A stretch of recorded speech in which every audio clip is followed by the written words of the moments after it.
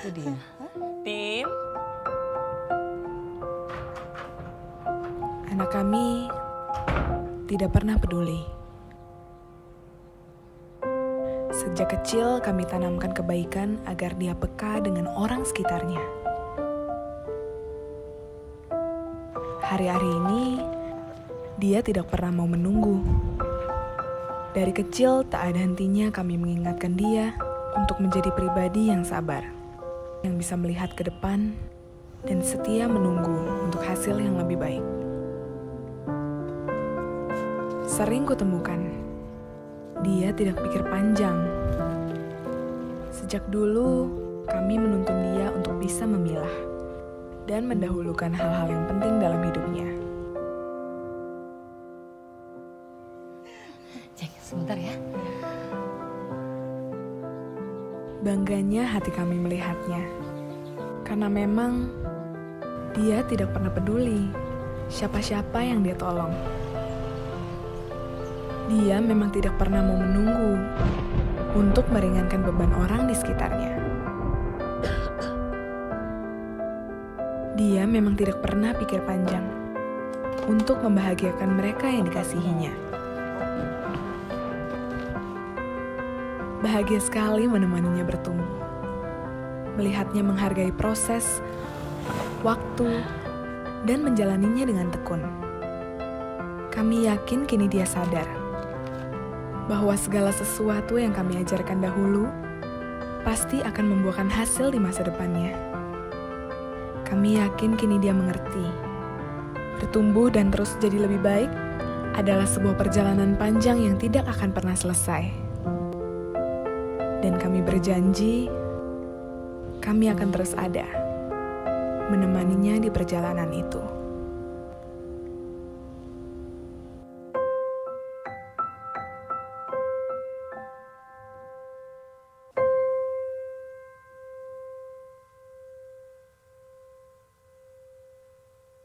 For us, in Sinar Mosland, our 50th year building the world is a mark of our commitment and legacy. We started with trust, and we see our communities flourish from new families to the next generations. By being sustainable, we build a future that is deserving for our children. And with innovation as our core foundation, we reach new grounds never imagined before in the past. As the world continues to change, today we are starting a new era beyond bricks and stones, where the latest technologies and our vision will be our guide in making the future ahead a better one. The journey that got us here has prepared us for the one ahead of us, and we cannot wait to get started. Sinar Mosland, building for a better future. Tiap anggota keluarga punya cerita berbeda. Kayak Pak Untung anti buntung. Dia nyaris kena investasi bodong. Untung ada. Investasi yang nyaman dan aman, ya di Permata Mobile X lah. Kalau ini Ibu Sofi, rajin banget shopping. Paketnya selalu numpuk, sampai bikin tetangga ngambek. Soalnya saya bisa pantau semua promo dan cashback di Permata Mobile X. Nah ini Oma Nancy, hidupnya fancy. Oma, listrik udah harus dibayar. Mobilnya Oma, sudah habis bensinnya. Untungnya Oma bisa bayar ini itu di Permata Mobile X. Yang ini Kak Morgan, si paling sultan. Mau ini. Aku mau semuanya ya. Sepanjang apapun bilnya, Kak Morgan bisa bayar pakai QR Pay di Permata Mobile X. Terus, ini Dek Freya, yang cita-citanya jadi kaya raya. Gak usah worry, kan di Permata Mobile X nabungnya easy. Dan ini Opa Ruben yang paling keren. Investasi online, deposito sampai dark mode. Ya kan? Semua transaksi, semua generasi. Semua makin bisa dengan Permata Mobile X.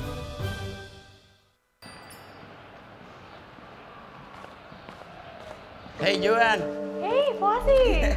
So nice to see you finally.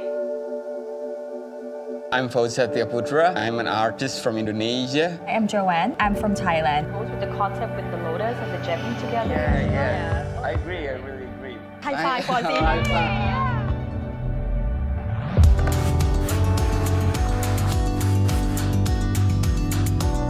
We want to create that togetherness into the painting itself. The tree represents the family growing together.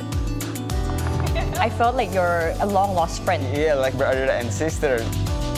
This experience is really unique because it comes from the heart. We poured our two hearts into a canvas. Now you're part of the family.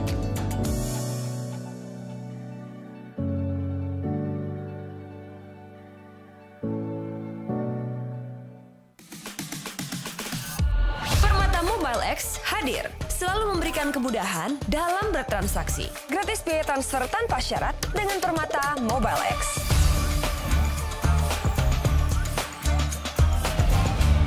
Gratis biaya transfer ke bank lain.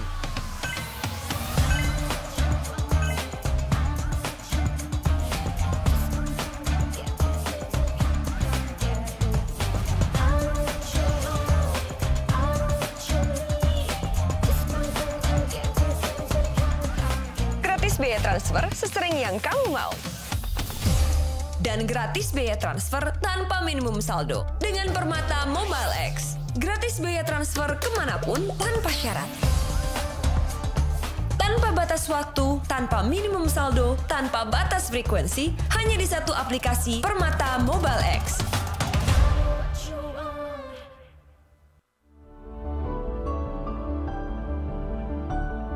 Di dunia yang penuh perubahan, saatnya hadirkan kesadaran bahwa materi bukanlah satu-satunya tujuan.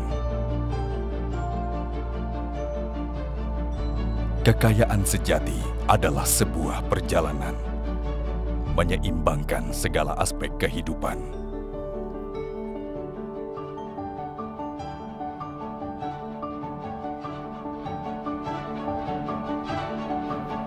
Membangun kebahagiaan dalam harmoni, menjadi diri yang lebih baik. Mengukir makna dalam setiap langkah, mengubah tantangan menjadi kesempatan.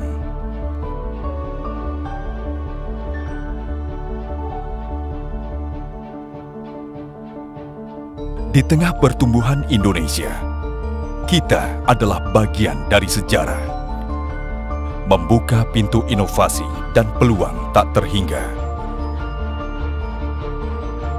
Mewarisi perjalanan kekayaan yang harmoni untuk generasi penerus bangsa. Temukan potensi Anda. Temukan makna kaya yang sesungguhnya. Permata Bank Wealth Wisdom 2023. Harmonious Wealth Journey.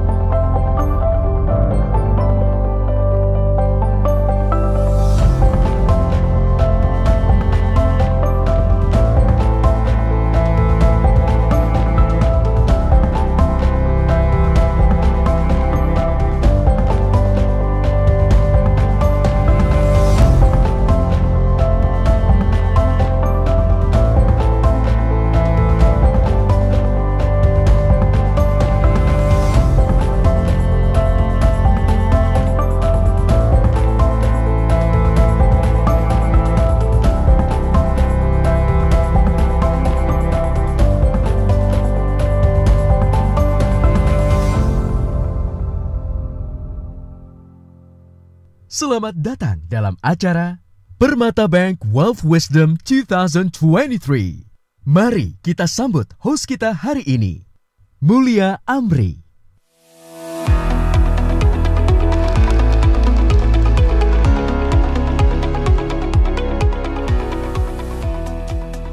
Selamat pagi Bapak Ibu hadirin semuanya. Salam semangat. Selamat datang di Permata Wealth Wisdom 2023 Harmonious Wealth Journey. Perkenalkan, saya Mulia Amri, expert panel di Kata Data Insight Center.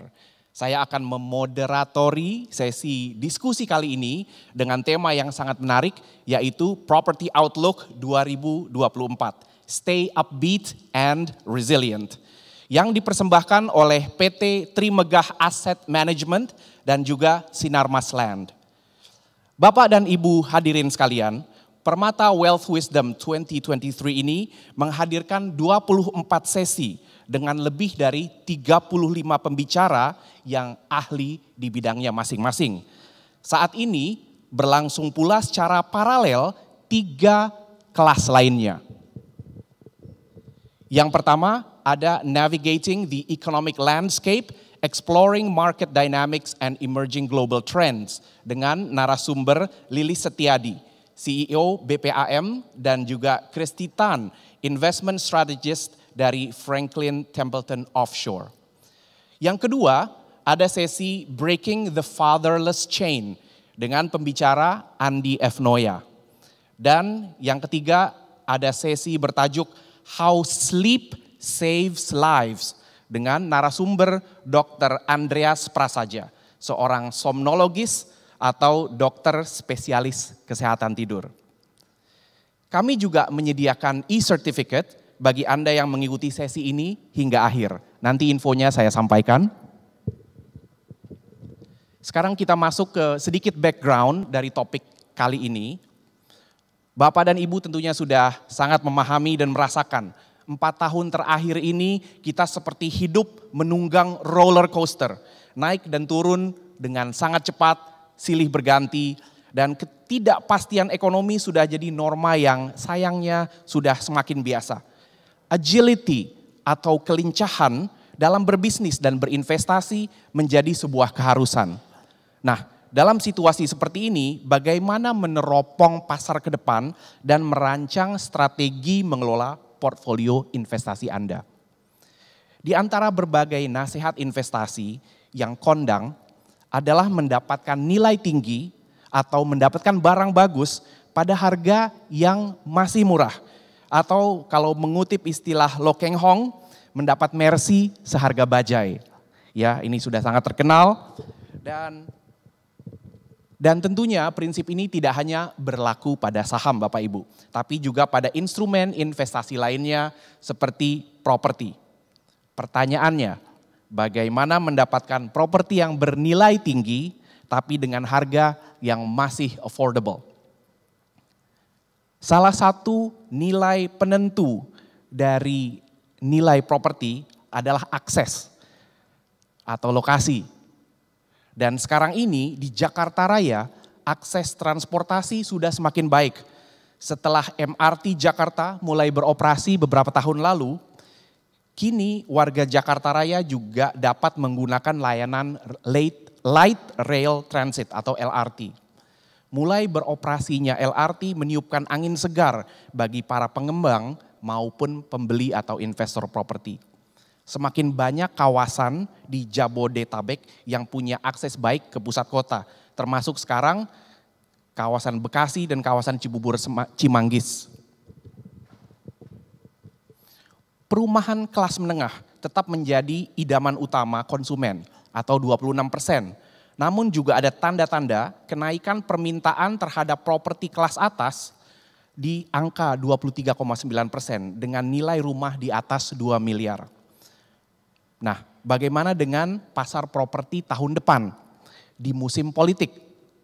Sejauh ini kalau kita lihat datanya, sinyalnya masih positif. Mengutip laporan dari rumah.com, indeks harga dan indeks permintaan properti tumbuh positif, baik di pasar rumah tapak maupun apartemen. Nah, dari sisi demografi, sebanyak 88 juta jiwa atau 40% dari total jumlah penduduk Indonesia saat ini berada pada rentang usia 20 sampai 44 tahun. Dan mereka berencana membeli properti. Artinya peluang pada pasar properti masih tetap dinamis dan resilient. Masih berdasarkan survei rumah.com, kita tahu sebanyak 82% responden berencana membeli rumah dalam 1 tahun ke depan. Dan lebih dari setengah pencari properti tersebut atau 56% menginginkan rumah dengan harga di atas 1 miliar. Nah, Bapak Ibu, bagaimana kita bisa menyikapi berbagai peluang yang muncul tadi? Pada kesempatan kali ini kita akan membahas property outlook untuk 2024 dengan tema Stay Upbeat and Resilient. Saya akan berdiskusi dengan 2 orang narasumber yang sangat ahli di bidangnya dan saya yakin akan memberikan banyak insight bagi Bapak Ibu yang hadir. Pertama, narasumber kita ada Dr. Ferdinand Sadeli. Beliau adalah Executive Director dan Chief Investment Strategist Sinarmas Land. Pak Ferdinand memiliki keahlian yang luas dalam perbankan, investasi, manajemen strategis, keuangan perusahaan, konsultasi, dan industri real estate. Sangat lengkap. Dan Pak Ferdinand memperoleh gelar sarjana ekonomi akuntansi dari Universitas Trisakti dan menyelesaikan program Magister Applied Finance dari University of Melbourne di Australia. Pembicara kita yang kedua adalah Bapak Farhad Mahfud. Beliau adalah Business Development Director PT MRT Jakarta, Perseroda. Pak Farhad adalah seorang Direktur Pengembangan Bisnis PT MRT Jakarta, lulusan University of Groningen ini sebelumnya menjabat sebagai Head of Business Development dan External Affairs Division di PT Surya Esa Perkasa Tbk. Dengan ini saya minta kepada Bapak Ibu semua untuk memberikan aplaus yang meriah kepada 2 narasumber kita yang kami undang untuk hadir ke depan, Bapak Ferdinand dan Bapak Farhad. Silakan. Pak Ferdinand, selamat datang, silakan duduk di tengah. Pak Farhad, silakan duduk di sebelah kiri Pak Ferdinand. Bapak Ibu, tentunya semangat sekali pagi ini kita akan berdiskusi dengan 2 narasumber yang hebat. Bagaimana kondisi pagi ini? Sehat. Sehat. Itu penting. Semangat ya. Acaranya cerah pagi ini dan kita lihat dari para hadirin yang hadir juga antusias sekali sepertinya untuk mengikuti diskusi kali ini. Kita akan langsung mulai saja. Tentunya baiknya kita mulai dari topik yang agak umum dulu ya. Sebelum mulai masuk ke properti, kita akan bicara dulu soal investasi secara umum. Dan mungkin untuk ini kita undang Pak Ferdinand dulu nih. Pak Ferdinand, saat ini kondisi Indonesia cukup baik dalam 1 tahun terakhir ya. Dari segi ekonomi makro paling tidak. Nah, bagaimana bisnis sektor properti saat ini baik dari sisi permintaan atau dari sisi pengembangan proyek baru? Apa saja jenis properti yang paling diminati saat ini? Makasih Pak Moderator. Selamat pagi untuk Bapak Ibu semua. Mungkin saya simple dengan sedikit mulai dengan presentasi ya, supaya bisa menjawab dari pertanyaan dari Pak Moderator. Ya, masuk ke slide berikutnya. Bapak Ibu, this time saya bisa katakan is totally different ya. Kenapa saya bisa berani mengatakan this time is totally different? Saya mungkin sudah bekerja 28 tahun lebih kali ya. Saya sudah bekerja 28-29 tahun, saya belum pernah menemukan atau mengalami di mana pinjaman dalam US dollar itu lebih mahal dari rupiah. Jadi selama saya bekerja, saya selalu mengalami yang namanya US dollar itu kalau pinjam uang itu lebih murah. Ya, jadi Anda bisa melihat ya betapa teori yang ataupun pengalaman yang kita alami selama ini itu bisa terbulak-balik Bapak Ibu. Bisa apa yang kita pegang atau yang kita alami lalu kita jadikan acuan itu waduh bisa berubah total. Jadi tadi kalau saya coba simpulkan ada 2 pertanyaan. Pertama mengenai investment climate itu sendiri, lalu yang kedua mengenai propertinya. Saya mau mulai menjawab dari betapa kondisi makro yang sangat berbeda sekali. Itu diawali oleh bukan hanya dari COVID ya, namun juga ketika Rusia menyerang Ukraine ya. Sehingga akibatnya apa? Terjadi suatu challenging di dalam kondisi makronya Bapak Ibu ya. Kalau kita melihat backdrop di luar negeri. Saya ambil contoh kasus yang sangat nyata gitu ya, yaitu dulu kita bicara mengenai globalization. Kalau sekarang yang terjadi adalah malah deglobalization, di mana negara memprotek negaranya itu sendiri, kepentingan internalnya dulu. Jadi Anda lihat waktu terjadi saat COVID, terjadi yang namanya border control. Anda mau pindah, mau travel ke luar negeri susah sekali, atau boleh dibilang tidak bisa gitu ya. Yang lebih penting negaranya itu self-sufficient dulu. Nah ini menimbulkan suatu dampak yang cukup signifikan Bapak Ibu, yaitu apa? Supply chain terganggu. Ya. Nah dengan supply chain terganggu Anda bisa melihat akibatnya apa? Barang-barang juga menjadi mahal.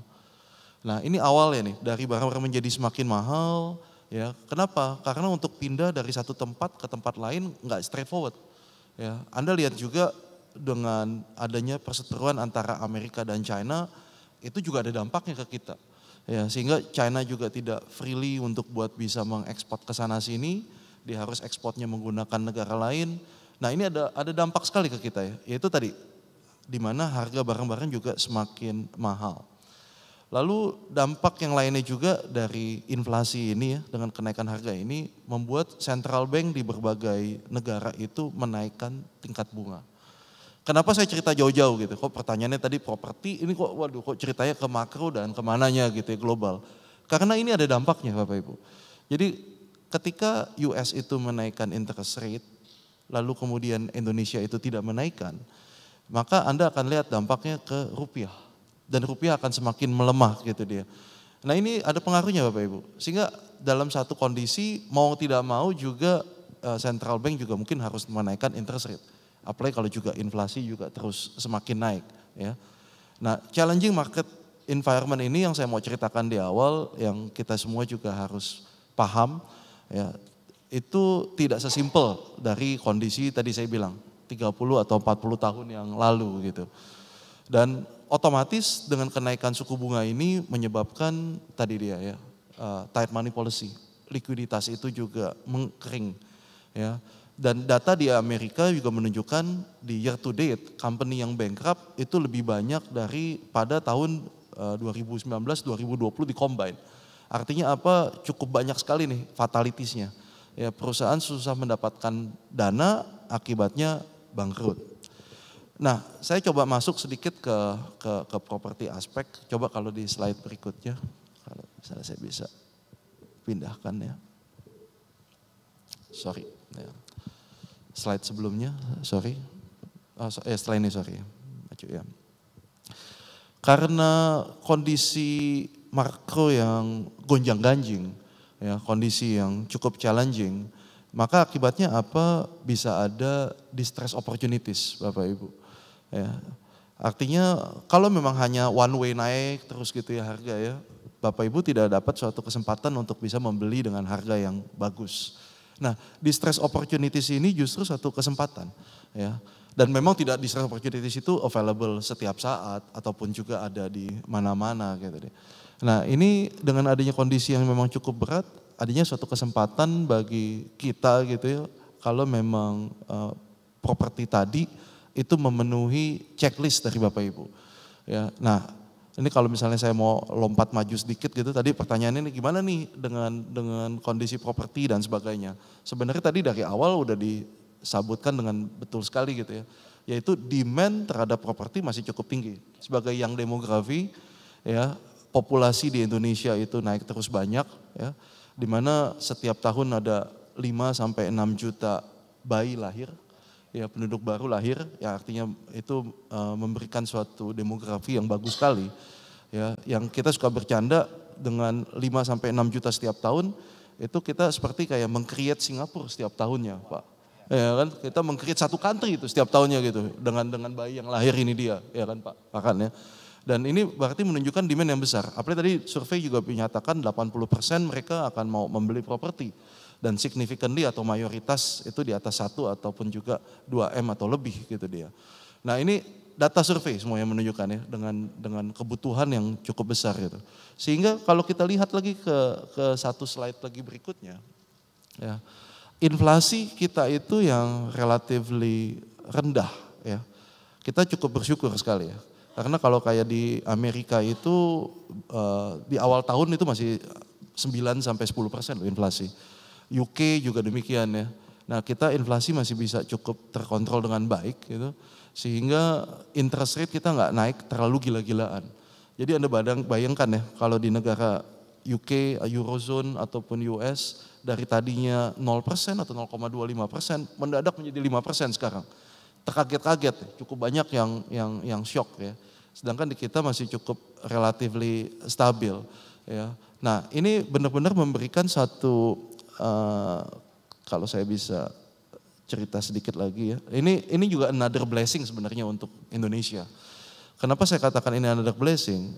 Bagaimanapun juga Indonesia adalah natural resource based country. Sehingga dengan adanya kenaikan harga komoditi itu berbanding lurus juga dengan kenaikan properti.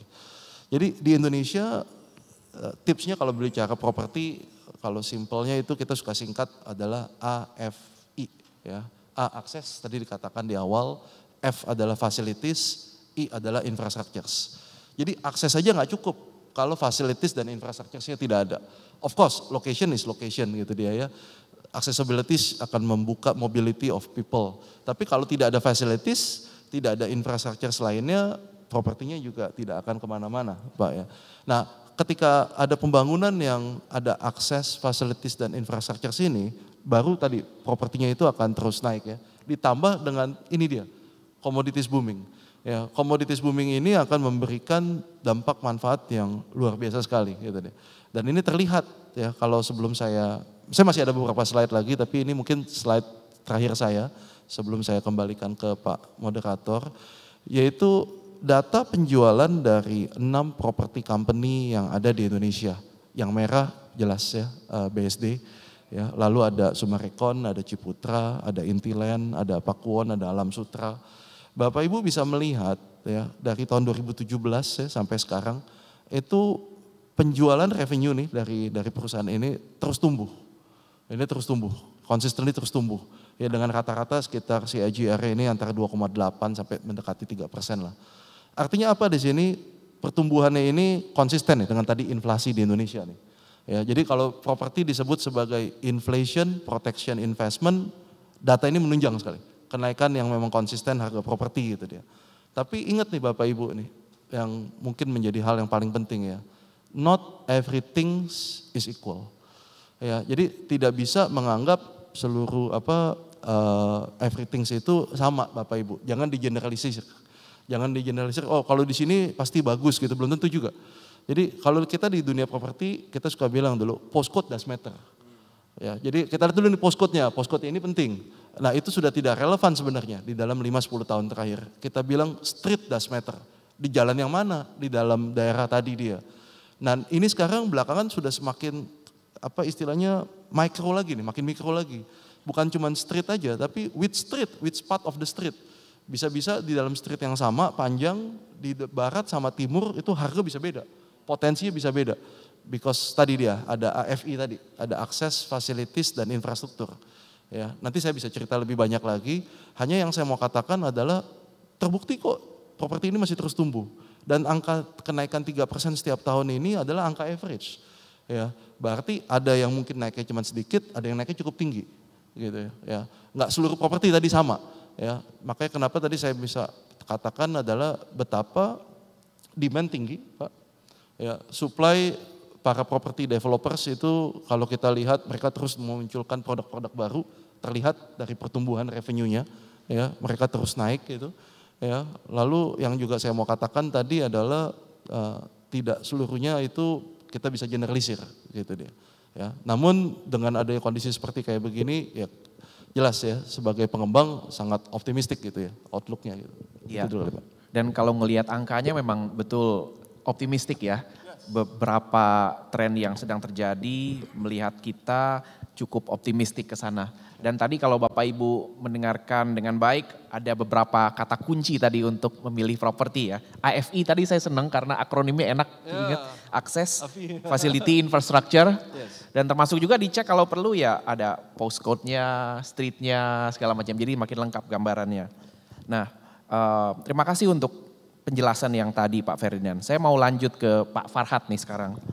Nah, karena salah satu yang disebutkan Pak Ferdinand adalah akses AFI, AFI pertamanya akses. Nah, kalau ngomongin soal akses, kita di sini ada narasumber dari MRT Jakarta nih, Pak Farhad.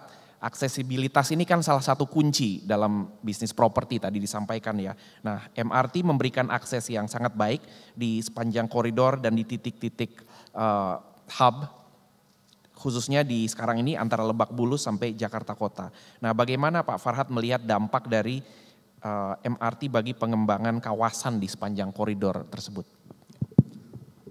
Pertama-tama terima kasih Pak Mulya, selamat pagi Bapak Ibu sekalian. Thanks to Bank Permata juga sudah mengundang kita di sini untuk sharing ya. Sebetulnya ini forum sharing dan senang sekali bisa ada di sebelahnya Pak Ferdi nih. Jadi kita juga tahu karena public transport sama property industries itu harus gandengan tangan. Kita tuh harus gandengan tangan. Kalau menjawab pertanyaan tadi, bagaimana dari sudut pandang akses dan dampaknya seperti apa dari adanya MRT sekarang ini? Bapak Ibu, kita memiliki MRT ya, Jakarta ini tahun 2019 kan ya, beroperasi. Ya, sebelumnya itu yang sepanjang jalur MRT itu, wah itu berdarah-darah sebetulnya ya kan. Tapi sejak kita beroperasi ya dampaknya itu sudah lambat laun mulai kelihatan. Belum ada TOD Pak ya, belum ada namanya konsep Transit Oriented Development, itu belum ada. Salah satunya mungkin yang bisa kita lihat adalah salah satu mixed use di Blok M yang terakses dengan public transport MRT dalam bentuk interkoneksi. Itu luar biasa dampaknya. Terjadi, ini sebelum pandemi, terjadi peningkatan pengunjung sampai 4 kali lipat. Ini disampaikan langsung oleh pemiliknya gitu ya. Dan kemudian quality of tenancy-nya mereka itu juga meningkat grade-nya Pak. Jadi grade-nya itu mungkin dari C naik ke B gitu ya. Itu artinya apa? Ya kalau kita bicara wealth itu wealth-nya naik nih. Volumenya naik, harganya naik gitu ya. Nah, itu dampak dari adanya public transport MRT station di sebelahnya mixed use atau property mixed use seperti ini. Dan kemudian sejak itu MRT sendiri sebetulnya mulai mengembangkan konsep transit oriented development ya, mendapatkan mandat dari Pemprov DKI Jakarta untuk mengembangkan 5 kawasan TOD ya. In total sebetulnya yang sudah ditugaskan ke kita adalah 9. Ya, ada 9. Ini bukan PR yang mudah untuk kita kembangkan. Oleh karena itu kita perlu kolaborasi sebetulnya dengan berbagai pihak ya. Dan tidak terbatas hanya pada developer Pak. Jadi any opportunity untuk kerjasama dalam pengelolaan TOD itu bisa saja kita lakukan dengan siapapun sebetulnya itu dimungkinkan ya berdasarkan aturannya. Nah, kalau ditanya setelah itu apa yang kita coba kembangkan, kita melihat pengembangan kawasan TOD ini kan tujuannya adalah untuk merubah pola mobilitas warga yang secara jangka panjang itu kita sadari memiliki isu di aspek sustainability ya kan. Kalau car oriented itu kan pastinya ada di aspek BBM harus kita perhatikan dan sebagainya, di mana kita sekarang sudah net importer gitu ya. Kemudian jangka panjangnya juga biaya berpergian itu juga makin mahal dan waktu orang habis Pak di jalan ya kan 4 jam. Kalau kita 8 tambah 4 ya kan it cost them their family life. Right ya. Jadi ini dampaknya luar biasa gitu. Nah, sebetulnya dengan konsep pengembangan transit oriented development ini kita berharap memperbaiki akses.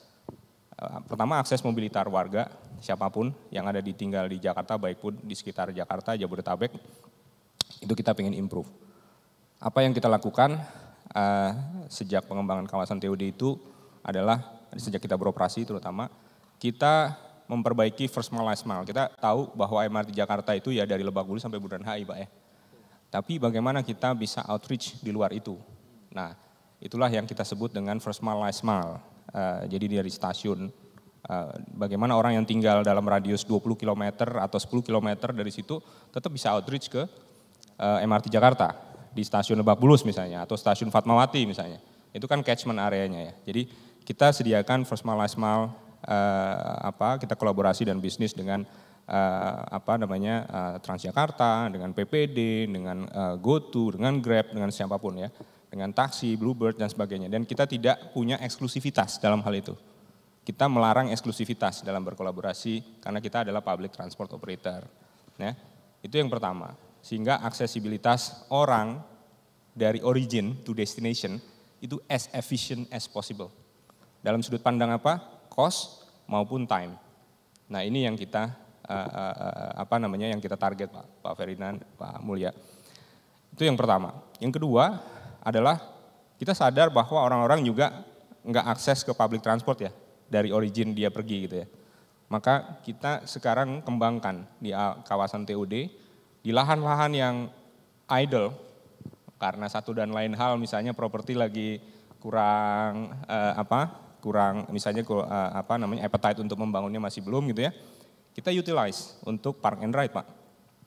Jadi orang yang berpergian menuju area MRT Jakarta, stasiun gitu ya, kita sediakan park and ride. And this park and ride sebetulnya adalah salah satu business opportunity yang ada di area MRT, yang tidak saja harus MRT sendiri yang mengerjakan, tapi kita bisa menjadi enabler, misalnya membantu penyediaan lahannya, membantu berkolaborasi akses terhadap pemilik lahannya atau pemilik gedung gitu ya.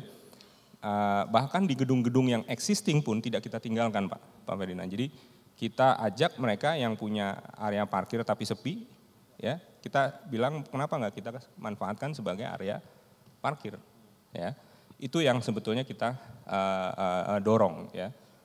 Terutama di area selatan, karena disitulah sebetulnya area orang tinggal gitu. Nah, kemudian itu di sisi origin to destination-nya ya, dua aspek yang kita coba dorong. Di sisi lain, yang kita upayakan juga adalah dari origin to destination, stasiun MRT juga kita dekatkan dengan gedung-gedung destination ya. Jadi interconnection kita kembangkan. Hampir kalau nggak salah ada permintaan hampir sampai dengan 30-an sekarang ini. Yang sudah memohon untuk pembangunan interconnection Pak. Meaning all station, all building yang ada sebetulnya connected to each other. Kalau Bapak Ibu bisa bayangkan ini modem gitu ya. Udah tersambung Pak, udah ada soket RJ45-nya ya kira-kira begitu. Jadi ini tersambung semua, so tidak ada batasan buat orang yang tinggal di Lebak Bulus maupun di Bundaran HI Pak ya, seamless. Orang bisa bergerak orang sekarang dari kerja di Bundaran HI makan di Blok M biasa gitu ya. Jadi atau misalnya jaraknya jauh gitu kita ketemu di tengah lah, itu udah biasa sekarang. Jadi balik lagi, ketika kita bicara mobilitas, kita bicara bagaimana dari sisi waktu dan biaya itu se-efisien mungkin. Nah inilah yang kita coba dorong, caranya adalah tadi dengan membangun interconnection ke gedung-gedung, dan dengan begitu sebetulnya memberikan angin segar baru bagi pemilik existing property ya, yang ada di sekitar stasiun itu, dengan terutama occupancy rate-nya naik. Kalau itu dia perkantoran mulai naik ya. Kemudian kalau misalnya itu mixed use, dia punya tenancy dan pengunjungnya meningkat. Ya ini sepanjang jalur MRT itu yang kita pikirkan ini dulu lah, ya. Itu kita bicara soal yang ada di existing jalur MRT. Kemudian bagaimana selanjutnya? Nah, coverage MRT ini tidak bisa hanya Lebak Bulus Bundaran HI. Untuk itu kita membangun jalur baru ya. Membangun jalur expansion ini, railway expansion kita itu sekarang sudah konstruksi menuju kota dan ke depan menuju Ancol, sehingga area di utara yang tidak aksesibel lebih aksesibel lagi Pak. Kemudian East West juga sedang didorong untuk dikembangkan, mudah-mudahan tahun depan bisa kita saksikan groundbreaking Pak. ya, dan intersectionnya mungkin akan ada di Tamrin, ya. Itu kemudian jalur atau bagian awal dari lingkar luarnya ya dari MRT itu fase 4 juga kita sedang persiapkan juga dari Fatmawati ke Taman Mini atau Kampung Rambutan. Dan yang paling penting adalah dengan adanya LRT dari area Bekasi dan Cibubur Pak ya, yang terbaru itu paling tidak sudah membantu mengurangi akses dari warga yang tinggal di sebelah sana. Kita juga berpikir kalau kita mau mengurangi kemacetan di Jakarta, dan ini juga salah satu mandat yang ditugaskan kepada MRT dari Pemprov DKI Jakarta, kita harus membangun ke area-area yang menjadi pusat pergerakan warga ke Jakarta. Antara lain adalah dari daerah Tangsel Pak, BSD. Itu sampai sekarang belum ada solusi. Semua mereka masih by private car. Ya, ini adalah salah satu contoh Pak, contoh-contoh yang silakan aja di rotate terus beberapa bangunan-bangunan yang sifatnya ini akses yang kita lihat di depan ini adalah Duku Atas Skybridge, di mana kita membangun melalui anak usaha kita menghubungkan stasiun LRT ke stasiun Sudirman, dan ini baru beroperasi ya. Ada kegiatan-kegiatan di situ yang sejatinya ini bisa menghubungkan area kuadran ya, 2 kuadran di daerah Duku Atas yang tidak terakses oleh public transport Pak Ferdinand, Pak Mulya. Jadi ini salah satu contoh ya, tidak selamanya infrastruktur TOD yang kita bangun adalah harus properti per se, apartemen atau mixed use atau apapun ya. Tapi fungsi utamanya adalah jembatan, tapi kita combine dengan berbagai function ya, itu kita bilang mixed use-nya itu di situ, dengan berbagai function yang nantinya bisa memastikan kita membangun infrastruktur interconnection tersebut secara self-funded. Kita tidak bisa ke depannya itu mengandalkan pembiayaan dari pemerintah kan. Jadi kita coba creative financing seperti itu agar fungsi utamanya bisa disediakan, tapi fungsi-fungsi lain itu adalah fungsi pendukung yang bisa serving the purpose untuk kita nantinya bisa membangun ini tanpa harus kita nantinya MRT sebetulnya yang harus membiayai itu. Kedepan tidak menutup kemungkinan bahwa infrastruktur seperti ini kita open ya untuk potensial investor yang mau mengambil konsesinya gitu ya, sehingga dana yang kita peroleh nantinya bisa kita pakai untuk membangun di tempat yang lain Pak. Nah, itu strategi kita dan cara bagaimana infrastruktur yang membantu akses kepada properti tadi bisa kita perbanyak. Mungkin itu ya dari saya, terima kasih. Iya, baik Pak Farhad. Ini menarik sekali ngelihat gambar-gambarnya. Dan saya mau tanya sama audiens nih, siapa yang udah merasakan naik MRT? Wah, banyak ya, banyak. Siapa yang udah merasakan naik LRT yang baru? LRT sebagian ya. Saya BSD. Siapa yang nanti kebanyakan siapa yang bisa banyak. Tapi salah satu yang bikin saya seneng, tadi juga Pak Farhad menyebutkan bahwa akses ini membuka angin segar bagi pemilik properti yang di dekat simpul-simpul transportasi dan bahkan juga untuk calon pemilik properti. Karena kalau kita lihat sekarang dengan terbukanya akses tersebut, sekarang jadi banyak pembangunan misalnya mixed use, apartemen dan lain-lain. Itu membuka kita juga jadi calon pemilik properti juga di kawasan-kawasan sekitar sana. Dan kalau boleh saya tambahkan, ini menambah kita semakin kenal terhadap Jakarta. Karena yang tadinya mungkin ngapain ke daerah sana jauh gitu ya. Sekarang dengan public transport ini, saya waktu hari libur Maulid minggu lalu itu nyobain LRT baru ke Bekasi. Wah, banyak orang mau ke Bekasi. Terus sampai Bekasi makan siang di sana, balik lagi ke Jakarta lewat jembatan yang tadi ditunjukkan, ternyata cepat dan nyaman betul. Karena AC terus yang dirasain. Luar biasa, makin bagus deh Jakarta Raya ini ya. Dan tentunya kalau saya lanjut ke pertanyaan untuk Pak Ferdinand, tentunya di sini Sinarmasland sebagai entitas yang memiliki beberapa properti ya, either pas di sebelah simpul transportasi atau sepelemparan batu dari simpul-simpul transportasi tersebut. Kalau yang pas di sebelah tinggal nyambung, kalau yang sepelemparan batu mungkin perlu ada sambungan.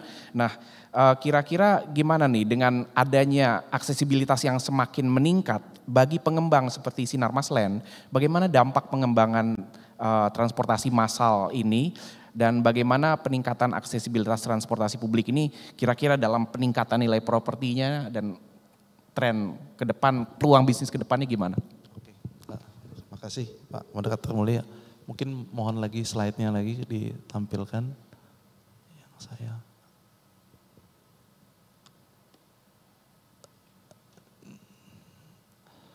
Nah, saya mungkin cerita secara konseptual dulu kali ya, Pak Mulia ya, Pak Farhan juga. Betapa ketika kita bicara mengenai connectivity, jelas MRT game changer, kita semua setuju. Ya, MRT membuka akses baru, people mobility, itu semua setuju gitu.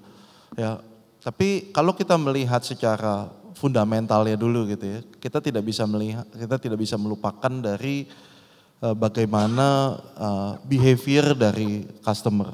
Ya. Kalau kita melihat dari behavior dari customer, bagaimana perubahan terhadap MRT ini akan ke arah kemana gitu deh, behavior seperti ini. Satu hal yang kita amati sebagai salah satu pengembang Bapak Ibu, yaitu changing in lifestyle.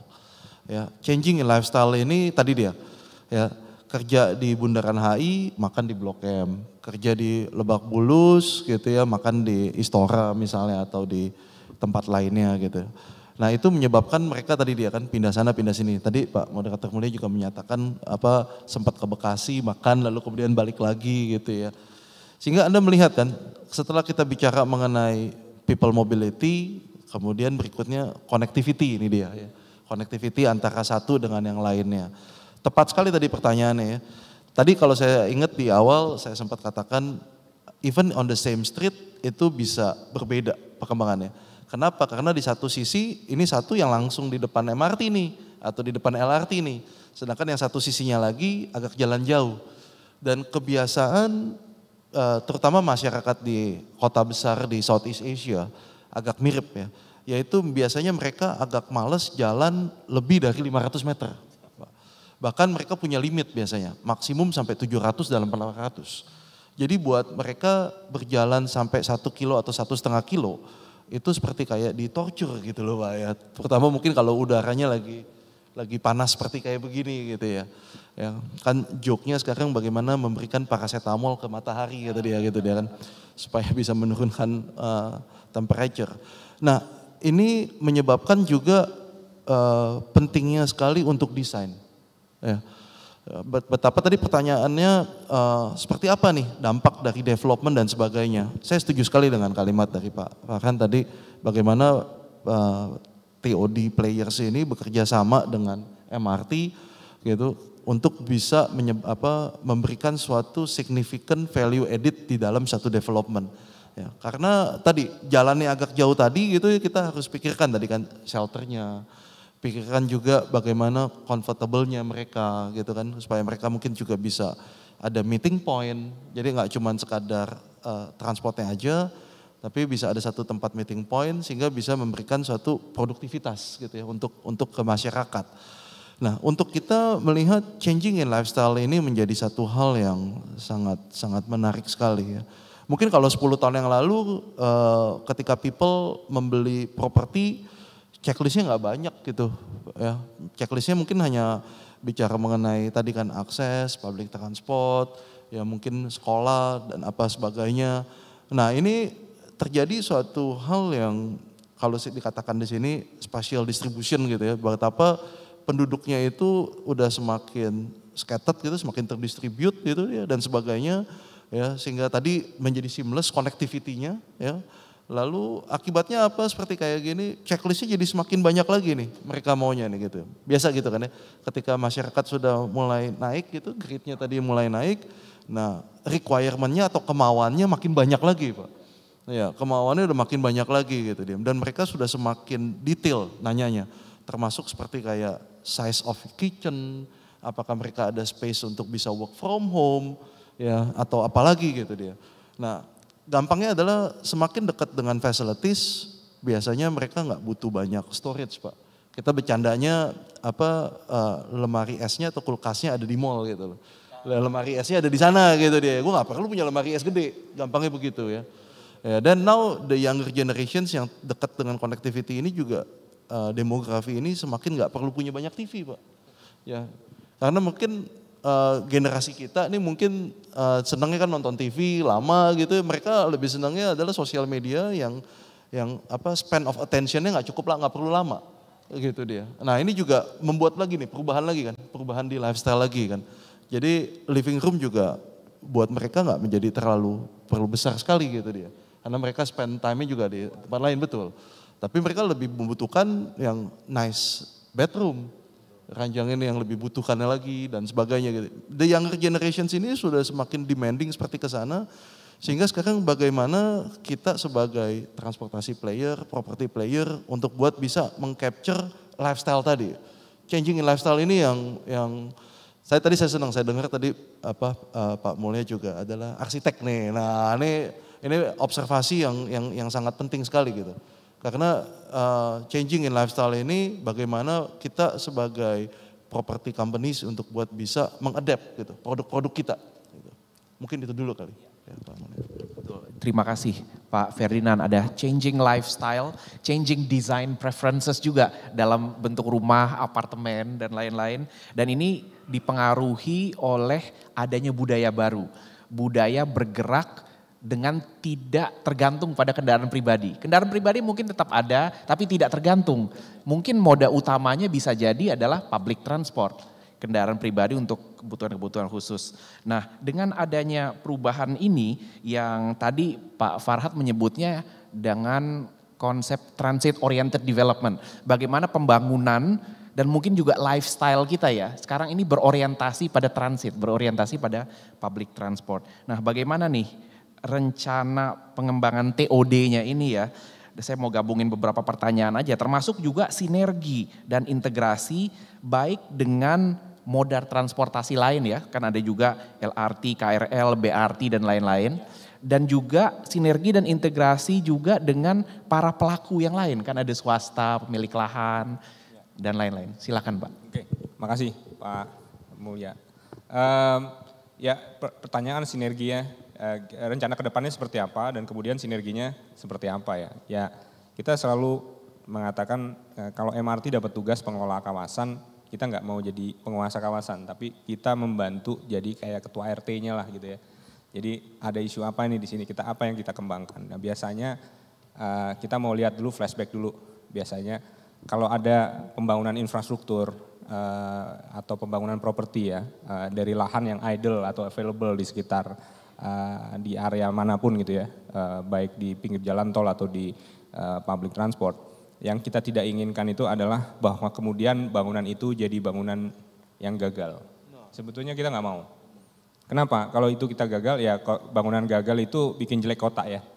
Ya kan? Nah kita punya sudut pandang tata ruang itu karena kita berhubungan banyak dengan para arsitektur. Kita itu yang pertama gitu. Jadi sebetulnya kita happy kalau seandainya kita bisa melihat bahwa ada satu mixed use yang kemudian jadi hidup lagi. Itu kita happy gitu ya. Karena tujuan utamanya adalah kita itu sebetulnya kepanjangan tangan dari pemerintah yang tujuannya adalah membuat bagaimana ekonomi itu hidup kembali. Intinya itu. Kalau ada area yang tidak terakses ya kita akses ya. Pertama adalah mendekatkan infrastrukturnya dengan public transport, yaitu tadi yang kita sampaikan dengan pengejawantahannya itu dengan infrastruktur yang namanya interconnection gitu ya. Dan meminta misalnya kalau nggak interconnection paling nggak kita ketok pintu ke gedung-gedung sekitar itu mengatakan bahwa tolong dong dibuka ada akses ke arah ya, yang lebih memudahkan orang bergerak dari satu area ke area Pak Ferdinand ya. Jadi bisa masuk ke areanya mereka. Sebetulnya ke depan kita berharap gedung-gedung itu dibangun dengan konsepsi yang sama sebetulnya seperti di luar negeri sehingga orang itu bisa tanpa pagar sehingga antara satu gedung dengan gedung yang lain itu bisa sharing traffic. Karena kita juga memulainya dengan demikian gitu ya, dengan memberikan traffic kita gitu. Itu. Kemudian apa namanya itu yang kita harapkan ke depannya. Kemudian yang juga kita sudah lakukan misalnya dengan pusat-pusat lifestyle itu juga kita hubungkan, misalnya dengan GBK. MRT saat ini sudah menjadi official transport untuk event-event di GBK misalnya. Kemarin kita sudah mulai dengan kegiatan di ASEAN gitu ya. Bahkan sekarang dari GBK mensuggest setiap ada event di sana, please use public transport supaya tidak macet, tidak bikin kota macet gitu ya. Ini ada beberapa konsep yang sebelumnya itu bikin macet, akhirnya kita itu mempertemukan kita untuk membuka akses kepada area-area lifestyle baru. Nah, di dalam stasiun MRT sendiri kita juga berbenah untuk mengadopsi berbagai lifestyle yang diingini oleh oleh warga ya. Jadi warga itu yang menggunakan MRT umumnya adalah ya orang kelas pekerja gitu ya, orang yang mau pergi ke kantor, orang yang mau pergi ke mall dan sebagainya, dan dia pengen enjoy sebagai pengganti dari kendaraan pribadi yang harus dia tinggalkan. Artinya apa? Comfortability itu harus kita jaga ya. Lifestyle boleh macam-macam, tapi kalau nggak comfort maka tidak akan ada yang mau menggunakan public transport. Kedua, punctual ya kan. Kita boleh diadu dengan berbagai public transport, tapi kita yang paling punctual. Kita kan bilang begitu. Jadi isunya di situ. Jadi kita harus jaga punctuality ya dari operasi MRT. Tapi dari sisi aspek yang lainnya, misalnya yang tadi saya sudah sampaikan, jadi kita kedepankan dari aspek cost dan dari aspek cost of mobility dan efficiency of mobility dari sisi waktu pergerakan itu juga kita jaga betul. Nah, ke depan apalagi yang akan kita kembangkan tadi, kita juga akan mencoba kita akan mencoba membuat kolaborasi dengan berbagai gedung misalnya untuk sedikit memberikan push bahwa orang yang menggunakan kendaraan pribadi agar menggunakan public transport.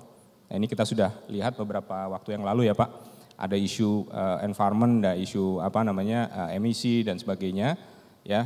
Kita mungkinkan Pak bahwa setiap pemilik properti yang memiliki area-area parkir dimungkinkan untuk dikonversi area parkirnya menjadi area yang lebih dibutuhkan oleh kawasan.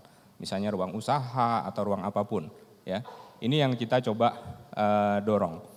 Dan berikutnya juga adalah untuk kolaborasi kita dengan berbagai pemilik gedung ya di sekitar jalur MRT yang misalnya propertinya itu underutilized ya. Kenapa tidak dimungkinkan untuk dikonversi menjadi bentuk-bentuk yang lain? Kalau misalnya itu isunya sekarang adalah perkantoran Pak, kenapa nggak tidak disediakan ruangnya itu adalah untuk ruang hunian, misalnya di-combine ya. Karena itu adalah megatrend yang juga terjadi pada saat pandemi, pada saat post pandemi, okupansi yang rendah itu dilawan dengan cara dengan cara konversi ruang yang tadinya bisa hanya untuk kantor gitu ya. Ini kita harus sedikit agile gitu ya, agar ruang itu juga bisa digunakan untuk ruang-ruang yang dibutuhkan oleh warga, misalnya hunian gitu ya. Kita tahu ada isu backlog perumahan dan sebagainya, tapi isunya tidak harus dijawab dengan membangun bangunan baru gitu. Ya, itu kita buat fleksibel lah. Caranya seperti itu. Mungkin dari saya itu aja dulu. Makasih. Ya, menarik Pak Farhad ya, bahwa berbagai kemungkinan konversi dari ruang dan konversi aktivitas kita juga berubah, preferensi kita berubah, tentunya ruangnya juga harus bisa fleksibel, berubah juga mengikuti tuntutan dari masyarakat. Dan selanjutnya ke Pak Ferdinand ini kan tadi kita bicara TOD, apakah Sinar Masland sendiri juga punya rencana nih untuk pengembangan kawasan atau proyek TOD sendiri juga? Ya, balik lagi ke slide-nya Bapak Ibu. Jelas kami sangat mendukung sekali TOD development ya. Di proyek kami di BSD City, kami mungkin sebagai swasta yang pertama waktu itu melakukan refurbishment di stasiun Cisauk Pak. Jadi ya stasiun Cisauk Intermoda, di mana kami mengkonek antara kita bicara mengenai stasiun komuter train, kemudian juga dengan local transport ya, dan juga kita juga create satu pasar modern di sana supaya masyarakat sekitarnya juga bisa beraktivitas ya. Lalu setelah ini selesai, kami lihat juga cukup baik ya. Lalu kita membuat dari nol, Pak. Ya, commuter train di mana stationsnya itu kita apply izinnya, lalu sampai namanya stasiun Jatake. Jadi ini nanti kita akan start dari nol pembangunannya dan nantinya akan di handover jelas ke PT KAI gitu dia.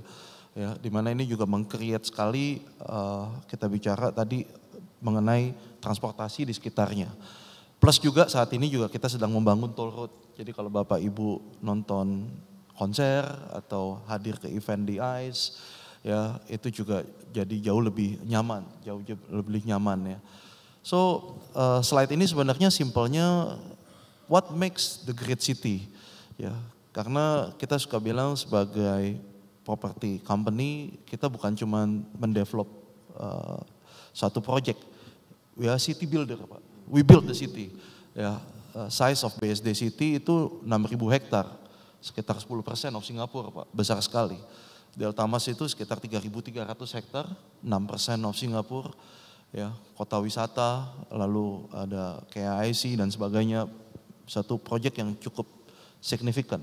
Dan apabila kita hanya mengandalkan Jakarta sebagai tempat komersial, sangat sedih sekali.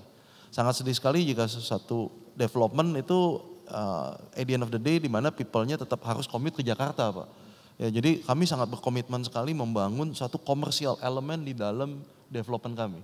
Supaya people itu mobilitasnya itu berada di dalam satu kawasan.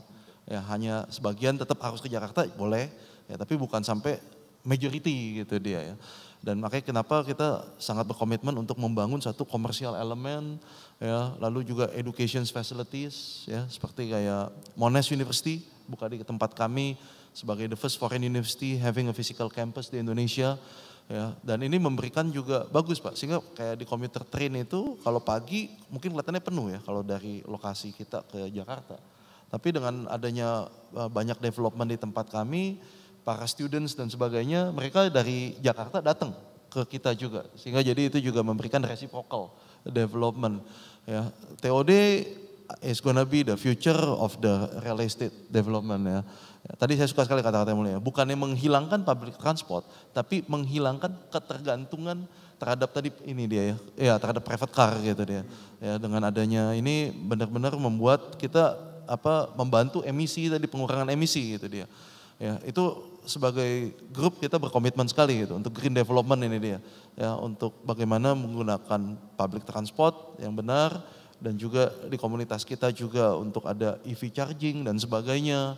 Nah, balik ke TOD tadi, konsep tadi dia, ya, itu betul-betul menjadi game changer yang mungkin sekarang ini belum terlihat Bapak Ibu ya. Tapi saya yakin dalam 5 sampai 10 tahun ke depan that's gonna be the future of the development. Nah, di stasiun Jatake yang baru tadi kita mendapatkan izinnya dan develop dari nol, kita bekerja sama dengan 2 perusahaan besar Pak. Mitsubishi dari Jepang dan Surbana Jurong dari Singapura. Karena di 2 negara ini TOD developmentnya sudah well advanced. Yang kita juga masih cukup perlu belajar terus gitu Pak dari mereka ya. Nah, proyek ini yang disebut dengan Hiera, ya adalah proyek yang kami baru launch beberapa bulan lalu, itu mengedepankan ini konsep bagaimana people itu bisa move dari satu tempat ke tempat yang lain itu dengan mudahnya gitu dia.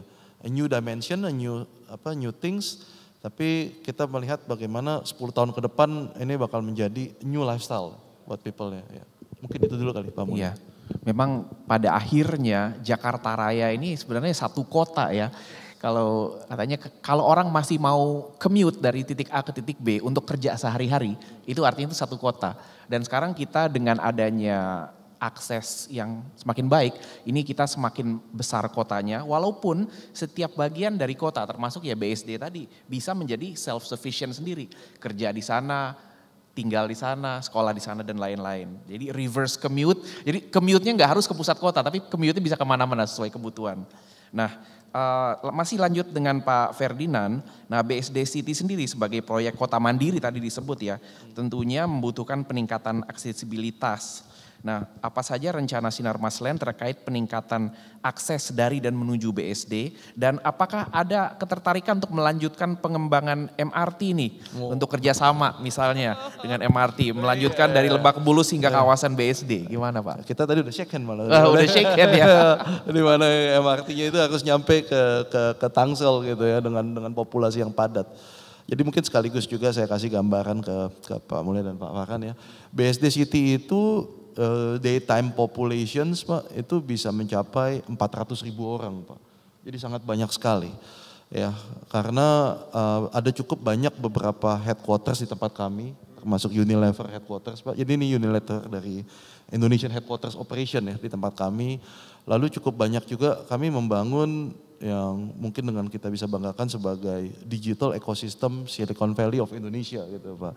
Itu kalau analoginya banyak teman-teman tuh betapa BSD itu kan kita ada bicara mengenai kayak Silicon Valley, Bangalore gitu ya. Nah ini BSD gitu dia is the next dari Silicon Valley. Kenapa? Karena di tempat kami Pak ada headquarters dari Traveloka ya, lalu ada research timnya dari GoTo, lalu ada begitu banyak lagi unicorn baru juga di tempat kami. Nah ini anak muda ini Pak sangat mobile Pak. Sangat mobile sekali. Jadi kalau kita lihat Pak di tempat kami di The Breeze itu jam 7 pagi, jam 7.30 itu mereka udah ngantri Pak di coffee shop di mana gitu ya. So they are really willing to spend, they really senang sekali untuk bisa engage dengan banyak orang ya. Nah dengan gaya model yang seperti kayak begini, mobilitas yang cukup tinggi, kalau tidak didukung oleh public transport, wah susah sekali gitu dia ya. Jadi makanya kami sangat gembira sekali gitu kalau memang bisa connect dengan banyak transportation provider. Ya kami mengutamakan bukan cuma sekadar itu juga Pak. Infrastructure itu kan kita bilang not only transportation infra Pak, tapi juga kita bicara mengenai bagaimana social infra. Seperti kayak tadi kan sekolah, hospital, university. Lalu juga kita bicara mengenai communication infra. Karena sekarang salah satu kebutuhan utama mereka adalah tadi bagaimana bisa connect wifi dan sebagainya gitu dia kan Pak. Jadi mereka bukan nanti Pak nggak pengennya juga di TOD ini juga free wifi gitu dia kan, gampang kan dia bisa connect, dia bisa apa dan sebagainya gitu. Nah kita betul-betul sangat mensupport gitu dia ke this new lifestyle-nya. Nah buat kami tadi pertanyaannya gitu, bagaimana kita mau coba ekstra akses tadi ya. Selain dari tadi MRT Pak, kita juga terus upayakan busway dan sebagainya bisa connect ke dalam development kami. Lalu juga bagaimana juga kita jalan tol terutama itu dia Pak juga. Walaupun saya tahu jalan tol is a private cars, namun itu juga akan sangat membantu ketika ada satu event-event besar yang memang public transportnya juga masih terbatas gitu. Ya, jadi again balik ke Avi tadi, akses facilities dan infrastructures. Nah ini yang merupakan checklist utama lah buat kami juga gitu untuk memberikan comfortable bagi residents ataupun juga yang bekerja di daerah kami. Senang sekali mendengarnya ya, udah duduk berdampingan nih dari pemilik dan pengembang lahan yang sangat besar dengan pelaku kunci dari pengembangan transportasi publik. Tentunya MRT Jakarta sendiri juga di sini bisa kita lihat juga sebagai salah satu entitas yang juga punya properti juga ya, punya aset-aset properti juga ya. Nah ini bagaimana? Jadi dalam hal yang tadi misalnya MRT dengan Sinar Maslen komplementer, tapi di dalam hal sebagai pemilik properti ini sesama pemilik properti. Kira-kira gimana nih rencana pengembangan aset-aset properti MRT sendiri ke depannya? Oke, rencana MRT memiliki properti ya. Sebelum sampai ke sana saya mau tanggapin dulu nih yang paparannya Pak Ferdinand. Oh iya. Pertanyaannya gini, pasti bapak-bapak nanya nih, loh nanti jadi saingan dong. That's not our mindset atau cara memandang ya. Suatu kota, kami percaya bahwa suatu kota memiliki cirinya dan kebutuhannya masing-masing. Jadi kita tinggal melihat sebetulnya mengantisipasi memberikan pilihan bagi warga. Itulah kenapa kami sebetulnya untuk ke Tangsel ya, sebetulnya ada dari MRT sendiri ikut mendorong adanya satu public transport berbasis rel ke arah BSD yang sampai sekarang belum ada gitu ya. Jadi sebetulnya sebagai public transport operator kita juga perlu memikirkan area coverage public transport dengan tadi misi efisien dari sisi biaya, efisien dari sisi waktu. Itu yang terbaik yang mana, itu yang kita dorong sebetulnya. Selama ada kebutuhan itu, maka kebutuhan untuk membangun public transport itu ada. Nah, akan ada orang yang bekerja di Jakarta dan bekerja misalnya di BSD untuk bermobilitas di dalamnya dengan tujuan yang tadi ya, efisien dalam waktu dan biaya. Tapi akan ada orang yang bergerak dari Jakarta ke BSD atau BSD ke Jakarta, sebaliknya. Nah ini yang sebetulnya harus dilayani. Itu dari sisi kami, karena kami adalah ada misi pelayanan publiknya ya, Pak Ferdinand dan Pak Mulya. Jadi disitulah kita melihat complementary aspek di situ yang selalu kita pandang dan akhirnya saya kira itu yang akhirnya akan membuat satu kota itu berkembang dengan sangat harmonis gitu. Itu yang kami lihat. Nah, pertanyaannya tadi adalah bagaimana dengan propertinya MRT. Nah, MRT itu kan sebetulnya dalam pengembangan TOD itu fungsinya yang tadi ya, bagaimana dengan transit oriented ini, dengan transit oriented development ini kita bisa menyokong efisiensi mobilitas warga yang sebaik-baiknya. Nah, makanya di TOD itu didesain tadi Pak Ferdinand bilang orang Jakarta itu atau orang Indonesia nggak bisa jalan jauh, makanya batasannya itu radiusnya cuma 800 meter. Ya kan? Kalau udah lewat situ udah komplain dan cenderung untuk naik kendaraan pribadi yang di pinggir-pinggir 800 itu. Kalau di Amerika informasinya itu sampai 1 kilometer, ya kan? Nah makanya di TOD MRT batasannya sampai 800. Nah karena setelah itu kita pikir orang-orang akan mulai naik public transit, kendaraan pribadi. Jadi nggak bisa dinegasikan, pasti akan ada ya kebutuhan naik kendaraan pribadi, gitu kan? Nah yang perlu diperbaiki adalah bagaimana caranya orang sebanyak-banyaknya naik public transport tersebut gitu. Nah, itu sebelum menjawab pertanyaan utamanya di situ. Jadi kita hanya punya jangkauan sampai 800 by radius. Kemudian properti seperti apa yang harus diadakan di situ. Nah, yang utama adalah bagaimana mobilitas warga tadi bisa sebaik-baiknya. Jadi ada jembatan, ada interkoneksi, yang tadi kita lihat ya, gambarnya bisa ditunjukin lagi nggak? Sambil ditunjukin ya. Jadi ada yang properti yang sifatnya bentuknya adalah jembatan. Ya kita bilang ruangnya adalah jembatan. Mixed use, yang kita bilang mixed use itu bentuknya sebenarnya jembatan. Ya tapi tambahannya apa? Ada ruang retail, ada ruang usaha, ada ruang event activation di situ dan sebagainya. Itu untuk membuat fungsi utama jembatan itu bisa tersedia tanpa menggunakan dana publik sebetulnya. Tapi publik bisa menikmati, ya kan? Itu tujuan utamanya. Yang kedua adalah kita baru saja menyelesaikan pembangunan gedung transport hub namanya, ya kan? Transport hub di Duku Atas, ya. Sekaligus kita memperbaiki ini gedungnya. Di gedung ini mungkin untuk pertama kalinya kita mencoba membuat ground levelnya itu adalah BRT, shelter. So integrated Pak. Jadi kalau berhenti di situ di lobi biasanya kan mobil ya, ini enggak. Ini bis BRT. Ya kita sedang bicarakan dengan Transjakarta untuk buka di situ. Semua facility shelternya sudah ada. Yang foto sebelah kanan paling kanan itu adalah shelter. Nanti bapak-bapak bisa melihat. Dan di sini adalah kombinasi antara kantor, mixed use, hotel dan sebagainya. Jadi di ini adanya juga di depan stasiun Sudirman, gitu ya. Nah ini properti kita, tapi kita mungkin bedanya sama Pak Ferdinand ya. Kita tidak harus memiliki, Pak. Kita tidak harus memiliki. Makanya kita sebetulnya akhirnya kita berpikir begini. This is the way we go to regenerate the city face of Jakarta, gitu ya. Jadi kita bangun sesuatu, kemudian siapa yang ingin mengembangkan atau siapa yang ingin bekerja sama dengan kita, feel free, kita bicarakan. Contohnya mungkin nanti yang JPM, coba tunjukin yang JPM multiguna Duku Atas. Nah ini, ya Skybridge. Ini enggak ada, ketika kita ditugaskan oleh Pak Menteri Perhubungan misalnya kita tugaskan ke anak usaha kita, coba tolong dengan creative financing kita bisa bangun ini. Ini bisa dilaksanakan tanpa harus menggunakan dana pemerintah juga, tapi fungsinya adalah fungsi publik loh. Jadi dari LRT Station Duku Atas yang terakhir orang bisa bergerak ke arah Duku Atas, kemudian dia bisa naik MRT. Ya, this is not even connecting stasiun MRT loh. Jadi MRT punya properti, tapi MRT sebetulnya tidak harus memiliki. Jadi any potential investor yang mau nantinya ke depan berminat untuk mengelola ini, please talk ya, silakan.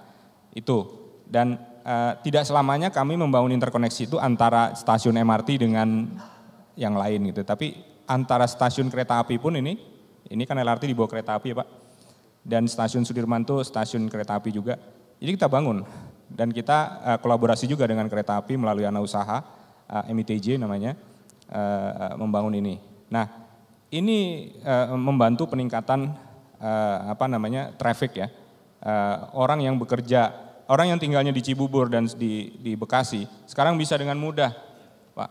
Bahkan mereka bisa dengan mudah ke bandara menggunakan ini. Jadi infrastruktur tadi kami kembangkan dengan fungsi membuat mobilitas warga itu jadi lebih baik.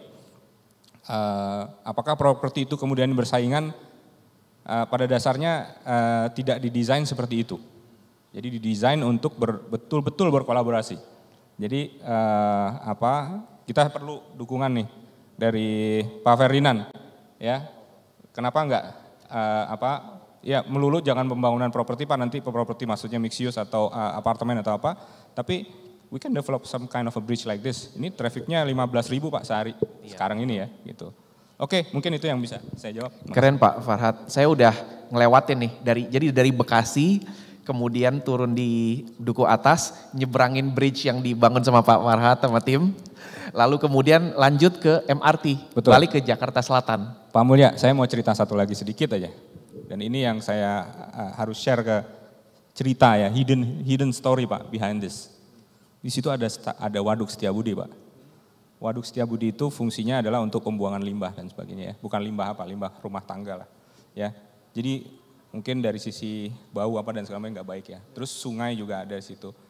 Apa yang terjadi setelah pembangunan jembatan itu dan sebagainya, pembangunan infrastruktur di area TOD itu ada multipliernya.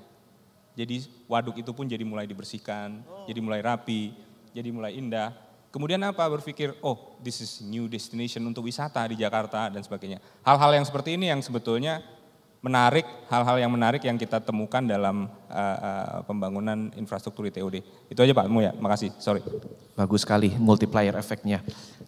Kita sebetulnya masih ada satu pertanyaan terakhir lagi, tapi saya pikir pasti banyak Bapak Ibu di sini yang hadir yang ingin bertanya ya. Dan kebetulan udah ada yang angkat tanya pertanyaan.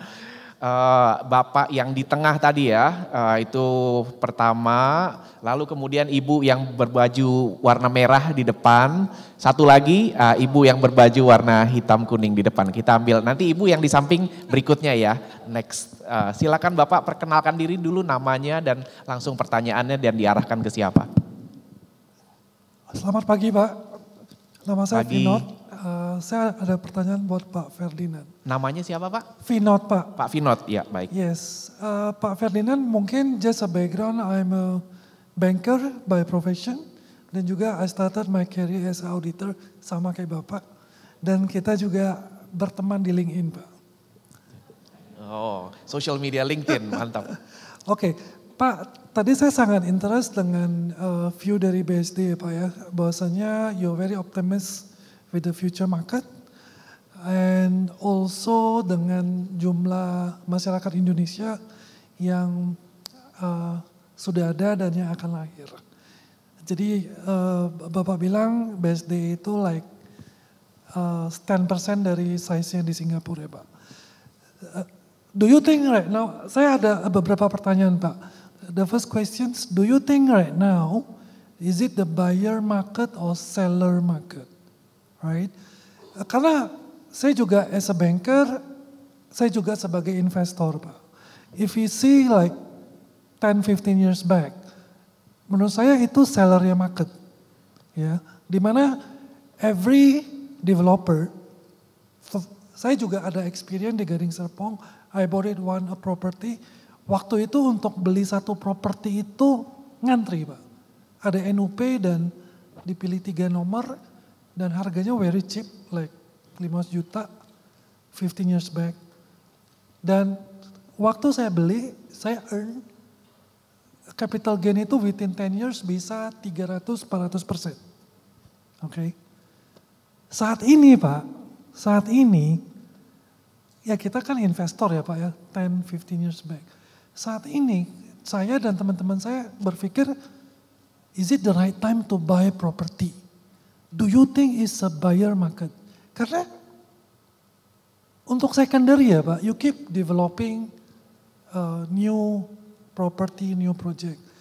Tapi kayak kita sebagai investor, very difficult to rent it out untuk dapat passive income. Yang kedua, untuk jual harga modal aja susah Pak. We are talking like, ya for example di Gading Serpong lah ya, ada beberapa developer dan juga untuk di SCBD mungkin di Tamrin area kan banyak juga high rise building yang dulu satu unit kita beli sekitar 300 juta. Sekarang mungkin 5 tahun lalu udah 1M, 1,5 M. Sekarang Pak mau jual harga belinya susah. Dan mau sewa juga susah Pak. Maksud saya, what do you think? Do you ever have like done analysis the correlation between new project and the secondary project yang sekarang banyak kosong Pak dan nggak kesewa. Itu satu. Yang kedua, apakah sekarang still reasonable to buy a new project di mana banyak opini, ngapain saya beli rumah? Saya sewa aja. Sekarang rental fee kita, ideally we are expecting like 5 to 7% of the return, right, of our investment. Minimum one project kita beli like 2 miliar, 3 miliar, right. Sekarang Pak untuk dapat 5-7% as a rental income is very difficult. And banyak opini ngapain kita beli sewa aja. Dan sekarang banyak teman-teman dan including saya, we are in the exit situation di mana laku berapa jual. Mendingan uang itu masuk ke capital market, like sekarang is a investor market, BSDE sekarang Pak, stoknya PBV-nya less than 1, 0,6 kali gitu kan. Jadi is very promising gitu kan. Daripada kita taruh di properti yang exitnya susah Pak. Iya, oke. At least di stock exit gampang gitu. Itu aja Pak, terima kasih. Baik, terima kasih Pak Vinod. Ada 2 pertanyaan tadi ya. Berikutnya mungkin kita ambil dulu pertanyaan yang kedua dan ketiga, nanti dijawabnya sekaligus. Ibu yang baju merah di depan. Iya, silakan perkenalkan diri dulu Ibu. Ya, nama saya Devi. Ibu Devi. Saya klien dari Permata Supomo. Pertanyaan saya gini, mungkin itu anomali ya, apa yang tadi dipaparkan oleh narasumber berdua gitu ya. Kita lihat di sepanjang Panglima Polim Raya gitu ya, itu dulu terkenal sebagai tempat orang membeli material bangunan. Tapi sejak ada MRT itu justru even sebelum ada MRT itu sudah down gitu. Dan sampai sekarang pasarnya jelek sekali gitu.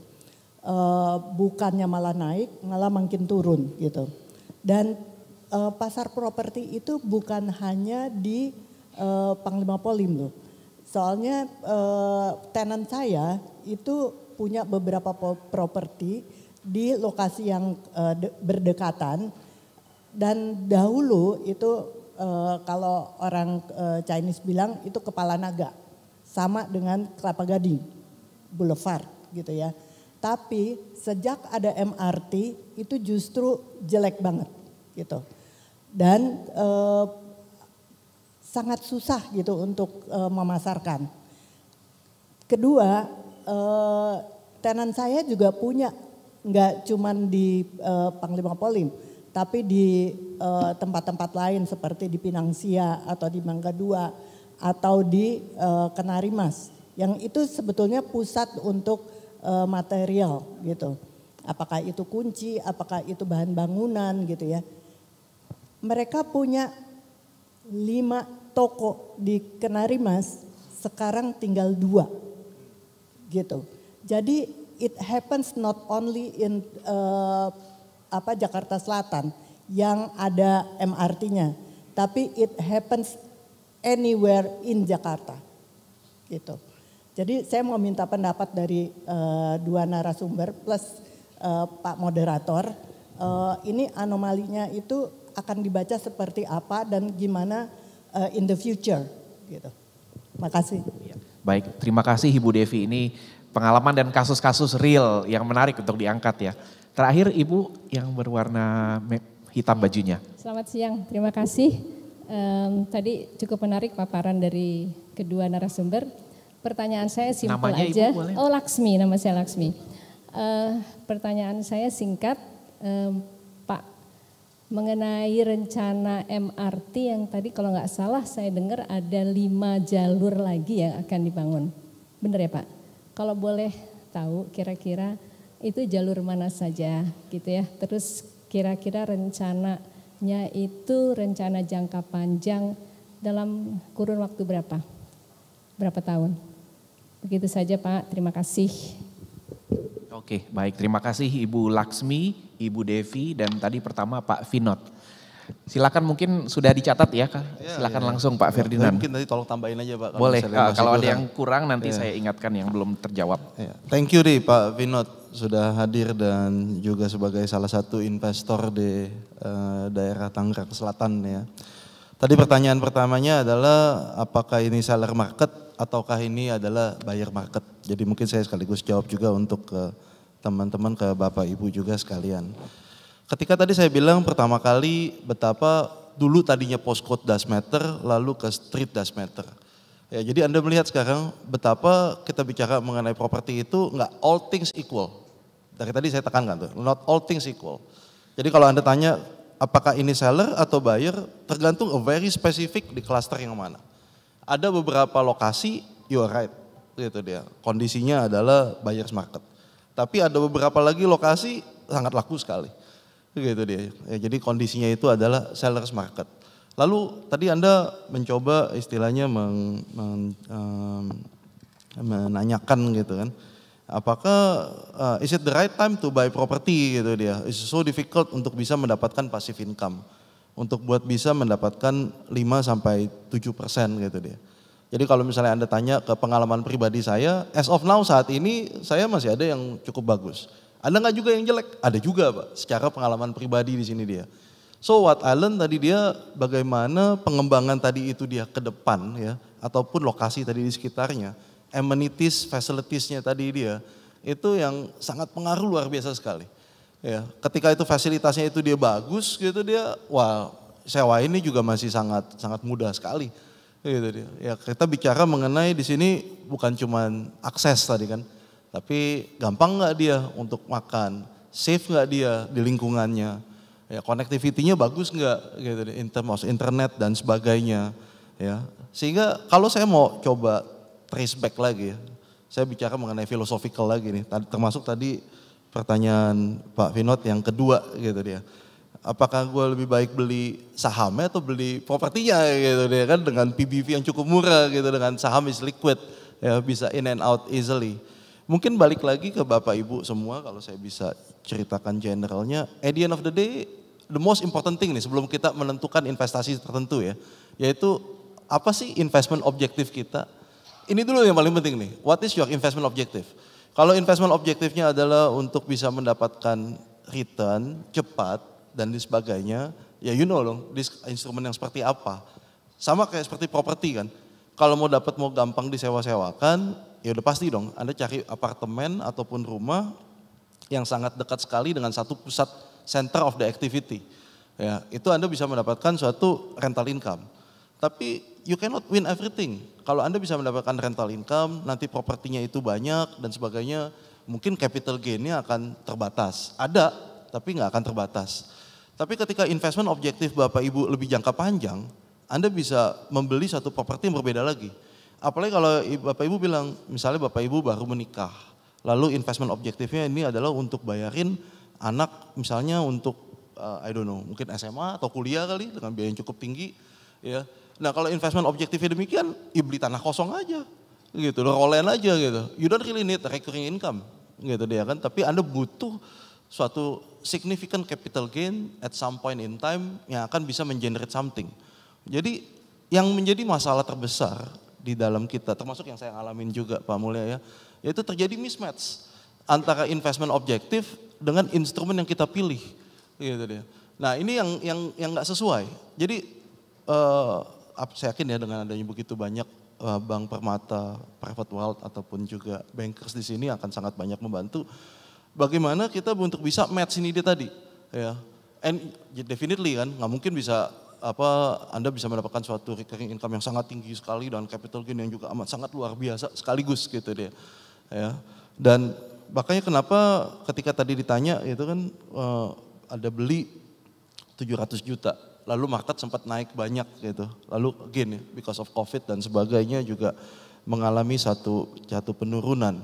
Ya. Nah, ini juga tadi kita lihat dong dari sisi lain lagi gitu kan Pak ya. Kalau memang Bapak bisa mendapatkan satu harga yang sangat murah sekali, seperti yang di dalam diskusi kita di awal, ya kesempatan justru kan bisa masuk gitu dia. Tapi tadi kan bisa disewain nggak?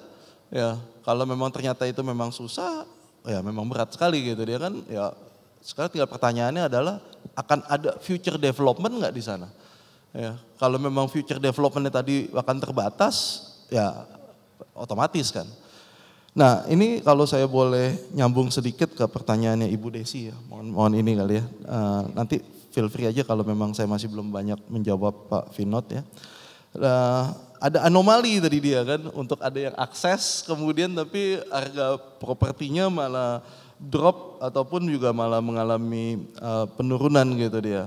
Saya yakin mungkin Ibu tahu juga di Kelapa Gading tadi cerita mengenai Kepala Naga, begitu dia dilalui oleh satu moda transport, pembangunannya gila-gilaan, rusak, ya ruko-ruko di sekitarnya juga nggak tertata gitu ya. Nah ini mungkin satu homework untuk kita semua sih Bu ya. Jadi bagaimana kita yang ada saat ini teknologi mendisrupt ya, dengan adanya satu aplikasi ya ini bisa membunuh banyak sekali bisnis gitu deh. Dan sama juga nih tadi sebagai MRT ataupun property development, infrastructure development itu mendisrupt. Itu pasti akan mendisrupt. Ya, sekarang mungkin menjadi homework bagi kita semua sama-sama bagaimana yang kita sebut sebagai beyond disruption. Bagaimana kita melakukan inklusif. Jadi ketika kita membangun tol, mungkin ada membunuh beberapa bisnis-bisnis sekitarnya Pak ya. Yang tadinya dia lewat sana, UMKM-nya hidup, tapi dengan motong tol, dia nggak lewat sana lagi. Tapi bagaimana yang bisnis-bisnis yang tadi terdampak tadi, itu kita masukin, kita bantu gitu dia. Entah itu di dalam rest area, entah itu apa. Ya, ini memang is like apa Ibu, like a coins lah Bu. Ya, you cannot expect that satu lalu kemudian bakal langsung 100% semua naik gitu dia ya. Sama juga dengan tadi pembangunan toll road ya. Nah, kata kuncinya sih sebenarnya lebih di pintu aksesnya tadi gitu Bu. Jadi dia dilewati. Kalau cuma jadi penonton, nah ini kita harus pikirkan ya. Kan kasihan juga bukan dia cuma jadi penonton, dia cuma ngelihat doang kan, dia nggak dapat aksesnya langsung. Ya aksesnya tadi masih harus jalan lebih dari 500 atau 800 meter. Ya sehingga itu terdampak ya. Nah itu memang yang kita juga sebagai city builder juga mencoba berkontribusi, memikirkan supaya tadi ada inclusivity, supaya ada disruption yang terjadi ini bagaimana untuk tidak apa istilahnya merugikan begitu banyak gitu. Ya, tapi kalau saya mungkin bisa cerita terlepas dari MRT development dan apa sebagainya gitu ya. Mungkin beberapa bisnis memang sudah terdisrupt by itself. Ya, bukan hanya karena dari MRT-nya gitu. Jadi ya ini hanya kebetulan aja juga dia ada di sana. Ya, industrinya itu sendiri sudah terdisrupt by itself ya. Namun tentu kita sebagai stakeholders mencoba memikirkan Ya, gimana untuk bisa ada inclusivity dan tadi ada bisnisnya itu bisa berkembang gitu dia. Kenapa? Because this is joint problem, Bu. This is not only your problem, but also us, gitu ya, our problem. Supaya untuk bisa mengembangkan ekonomi, supaya ini bisa memboost gitu dia, ya kan, job creation. Itu betul-betul ya, kita juga sebagai city builder berharap untuk ada satu create the economy, create the multiplier efeknya tadi dia, gitu dia Bu ya. Jadi kalau mungkin saya tadi bisa kasih tadi Ibu cerita mengenai 5 toko di Kenari Mas, gitu, sangat susah dan sebagainya. Tadi dia, di industri itself juga sudah terdisrupt. Cara menjualnya itu udah ganti Bu gitu dia ya, yang kita amazing gitu dia. Bagaimana mereka bisa menggunakan teknologi gitu. Mungkin Ibu kalau ngikutin ada satu sosial media yang dilarang untuk berjualan gitu dia ya. Karena AI-nya itu udah begitu canggih, udah bisa personalize. Jadi Anda bisa bayangkan Bu ya, kalau kita kan kalau pasang iklan udah untuk for all. Kalau ini AI-nya itu bisa personalize. Kalau Ibu ngelik terus lagi dia ke sana, dia harganya bisa personalize. Gitu. Can you imagine bagaimana canggihnya itu dia? Dia harganya bisa personalize. Jadi dia akan bisa jatuhin harganya dulu supaya Ibu tertarik beli. At some point begitu Ibu beli lagi, harganya bisa naik sendiri gitu dia dan sebagainya. Nah, ini satu fenomena yang bagaimana kita juga sebagai salah satu players di sini untuk memikirkan tadi yang beyond disruption supaya inclusivity dan tidak istilahnya mematikan untuk para pelaku bisnis ya Bu ya. Tapi saya yakin mungkin Pak Rahman, Pak Bukinya ada pandangan-pandangan lainnya juga ya. Jadi mungkin saya serahkan dulu kali untuk. Silakan. Lanjut ya Pak. Iya Bu Devi, pertama-tama saya ikut prihatin ya dengan kondisinya. Tapi pembangunan MRT sebenarnya tujuannya bukan itu. Tujuannya kan untuk membuat flourish. Tapi saya mau terima kasih Pak Ferdinand. You have 2 keywords yang paling penting tadi diangkat bahwa pertanyaannya adalah ini aspeknya adalah aspek disruption. Di hampir semua industri kena disruption nih, gitu ya. Nah, kemudian solusinya adalah apa? Inklusivitas.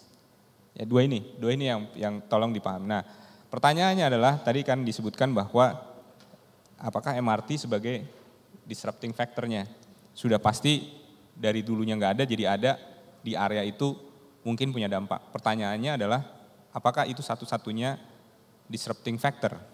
Nah, saya setuju dengan yang disampaikan Bapak Ferdinand tadi bahwa jangan lupa antara MRT beroperasi. Ya, sebelum pembangunan MRT, saya yakin MRT itu disrupting factor di daerah situ. Kenapa? Karena ada pembangunan, ada material yang lalu lalang di situ, ada pembangunan dan sebagainya. Nah, tapi setelah itu, apakah menjadi disrupting factor? Saya kira kita perlu melihat antara 2019 sampai dengan 2023 sekarang. Nah, antara ini ada banyak sekali aspek yang muncul sebagai disrupting factor. Tadi dia Pak Ferdinand menjelaskan dengan sangat gamblang sekali bahwa teknologi, ya aplikasi itu disrupting factor. Jadi orang jualan material ini kan kalau konteksnya material Bu ya, memang daerah situ tuh kan terkenal kalau mau beli material di situ. Saya juga kalau beli material Pak nggak ke Kenari, ke situ karena rumahnya di daerah selatan Jakarta Timur gitu ya. Jadi paling dekat situ memang paling enak gitu. Dan saya masih andalkan area itu sebagai area jualan material gitu. Tapi sekarang beli material dari aplikasi bisa Bu, satu itu. Yang kedua adalah itu sangat mudah sekali dan hal-hal yang lain tadi sudah dijelaskan oleh Pak Ferdinand, saya amini itu gitu ya. Yang kedua adalah jangan lupa antara 2019 dan 2023 ada Covid Bu. Ya, Covid ini sedikit banyak menyebabkan ketahanan industri masing-masing industri itu turun semuanya. Dan mungkin itu bisa menjadi penyebabnya. Tapi yang mau kami jelaskan juga adalah di daerah Duku Atas sekarang Bu ya. Daerah sepanjang Jalan Kendal, contoh, setelah kami coba refurbish dengan adanya pedestrianisasi Jalan Blora, ya, bikin jalan baru Pati Juwana dan sebagainya, itu daerah-daerah situ sudah mulai bersolek. Nah, ini ada fenomena seperti itu Bu. Kemudian mungkin buat Bu Devi, jangan berkecil hati mungkin Bu ya. Kami juga melihat lambat laun ada perubahan dari area Fatmawati itu juga mulai bersolek. Ya, ada beberapa. Memang mungkin posisi menentukan prestasi Bu ya. Jadi hal-hal yang seperti ini yang harus kita pikirkan dan kami sebetulnya mencoba, ada satu lagi disruption lagi adalah biasanya ruko-ruko atau bangunan-bangunan di sepanjang itu adalah pelanggan utama perbankan. Nah, perbankan sekarang sudah bertransformasi ke digital dan sebagainya. Mereka ditinggalkan. Tapi kami punya solusi. Sebetulnya salah satu yang kita dorong adalah Pak Mulia, Pak Ferdinand ya. Kita mencoba mendorong ada program hunian TOD. Ya, di mana hunian TOD ini bisa bangunan yang ada di sekitar situ yang idle itu bisa ikut serta dalam program hunian TOD untuk tadi menarik anak-anak muda yang tinggalnya jauh ya tapi harus kerja di tengah kota. Please come to the city center sehingga mobilitas mereka lebih baik, sehingga waktu mereka bermobilitas lebih efisien tadi. Jadi sebetulnya itu salah satu solusi dan ada juga solusi yang lain, misalnya yang tadi kita bilang kita libatkan dalam program-program first mile last mile gitu ya. Jadi seperti itu Bu. Jadi tidak hanya kami yang terdisrupsi, tapi industri manapun termasuk mungkin industri properti di kelas menengah juga terdisrupsi Bu. Jadi itu isu yang kami hadapi. Sambil contoh satu lagi yang terakhir Pak Mulya, dulu pada saat pembangunan MRT nggak ada yang mau Bu bangun interkoneksi Bu, jauh-jauh, begitu Bu. Tapi di fase 2 berbeda ceritanya Bu. Our aim idealnya adalah bahwa akses MRT atau entrance MRT itu bersatu dengan gedung. Jadi tidak menggunakan area-area trotoar karena itu akan mengganggu mobilitas warga. Di fase 2 orang-orang sudah please come. Fase 1 jauh-jauh. Kenapa? Itu juga ada penyebabnya. Mungkin trauma dengan proyek yang sebelumnya nggak jadi, ya. Akhirnya ini nanti jadi pemandangan tidak indah kan gitu kan. Tapi setelah MRT fase 1 jadi, ya trust public juga mulai muncul. Ke fase 2 yang ke arah kota, mulai silakan masuk ke area kami. Dan ini kami juga ikut berproses dalam proses pembelajaran warga. Jadi kita juga nggak bisa instan ya, semuanya itu pasti ada prosesnya. Pada dasarnya manusia ini rasional dan empiris, dia perlu bukti dulu, ya baru bisa melanjutkan. Yang terakhir ke Ibu Laksmi ya. Ibu Laksmi ada 5 jalur, intinya MRT sekarang sudah mengoperasikan fase 1 Lebak Bulus Bundaran HI. Kami maju melakukan konstruksi fase 2, progresnya sudah 26% in total dari Jakarta ke kota. Kami akan lanjut ke fase 2B sampai ke area Ancol, ya. Itu akan membuka area Jakarta Utara, Kepala Naga Bu, ya. Mudah-mudahan baik nasibnya ya, yang di utara juga. Paling enggak orang Jakarta, kalau liburan nggak ke selatan mulu gitu, ke Bogor katanya. Itu Pemprov DKI agak kesel juga Bu, ini orang Jakarta cari duitnya di Jakarta, habis itu liburannya ke selatan, ke utara dong gitu ya. Tapi ini nggak apa-apa Pak Ferdinand, ini intinya seperti itu. Jadi makin banyak opsi makin baik gitu. Itu yang jalur ke utara. Kemudian timur barat, ya itu fase 3, ya menghubungkan yang paling pertama adalah di fase awal itu dari Bekasi ya ke area Tomang, ya. Ya, itu akan mudah-mudahan bisa kita mulai di awal tahun depan ya. Kemudian tadi saya sampaikan fase 4. Fase 4 itu menghubungkan ini masih dalam perencanaan sekarang. Fase 4 itu menghubungkan Fatmawati ke Taman Mini atau Kampung Rambutan ya. Jadi itu akan terhubung dengan LRT nantinya, sebetulnya akan terhubung. Jadi memecah orang yang dari Bekasi atau dari Cibubur gitu ya. Itu kalau jalan itu kan pasti penuh ya. Orang Jakarta nggak kebagian Bu, ya kan? Jadi paling enggak yang mau ke tengah kota Pak, mau ke areanya Pak Ferdinand nih di Bundaran HI dan Tamrin, dia bisa pindah naik ini, harapannya begitu. Jadi ada pembagian beban jalur seperti itu. Kemudian yang terakhir yang impian kita juga adalah, ini tujuannya juga untuk mengurangi beban kemacetan. Jadi Jakarta itu macet, orang masuknya yang paling banyak adalah dari kendaraan pribadi yang masuk dari daerah Jagorawi gitu ya. Satu lagi dari area BSD gitu Pak ya. Nah ini kita berikan opsi dengan kedepannya mudah-mudahan bisa mulai ya perencanaannya segera fase 5 kita sebutnya gitu ya. Tapi ini masih dalam tahap perencanaan. Untuk proyek MRT atau LRT atau apapun itu berbasis rel itu bisa dimulai, itu biasanya butuh waktu 4 sampai 6 tahun Bu. Itu ya, kendalanya di mana biasanya paling lama adalah di perencanaan, pendanaan, dan pembebasan tanah. Biasanya ini yang paling capek, makanya kita mencoba mencari solusi sebanyak-banyaknya ini Pak Ferdinand.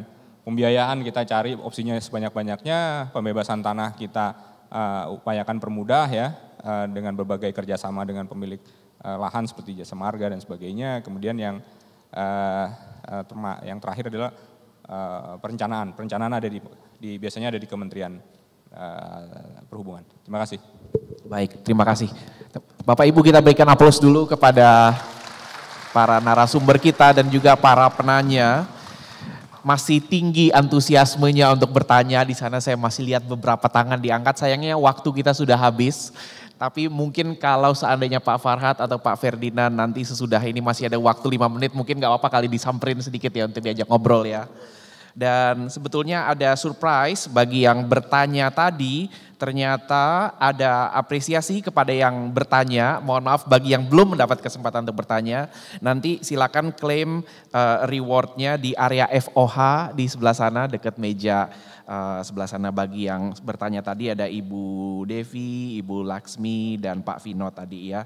Dan pertanyaan tadi kita merupakan pertanyaan terakhir di sini. Bagi saya ini adalah sebuah sesi yang sangat mencerahkan ya. Karena selain belajar tentang peluang-peluang investasi, di sini juga kita bisa belajar tentang bagaimana menyikapi peluang-peluang yang muncul, berikut juga tantangan yang muncul dengan adanya akses-akses baru. Jadi dengan keberadaan akses baru, MRT, LRT dan lain-lain, ini berarti membuka banyak kesempatan. Kalau tadinya kesempatan itu hanya sedikit, dan orang yang beruntung mendapatkan kesempatan sedikit itu bisa mendapatkan keuntungan yang wow, tapi sekarang dengan kesempatan yang semakin banyak, nah semakin banyak orang yang bisa mendapatkan kesempatan itu. Jadi harus lebih jeli lagi, sebagaimana disampaikan Pak Ferdinand tadi, harus dicocokkan antara investment objektif dengan instrumen yang dipilihnya. Dan di sini perusahaan-perusahaan seperti aset manajemen, perbankan seperti Bank Permata bisa membantu mungkin membantu Bapak Ibu mengidentifikasi yang mana yang cocok kebutuhannya apa.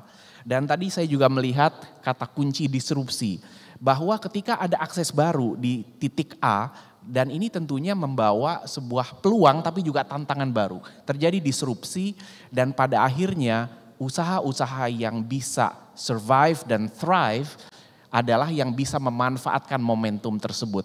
Agar momentum tersebut itu bisa membawa keuntungan terus ke masa depannya. Tentunya harus ada perubahan. Ketika ada perubahan di sekeliling kita, perubahan adanya infrastruktur baru, kita sendiri juga yang tinggal di sana, yang berusaha di sana juga harus berubah.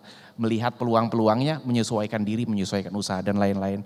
Mungkin itu adalah take away yang saya catat dari sini ya. Dan demikian terima kasih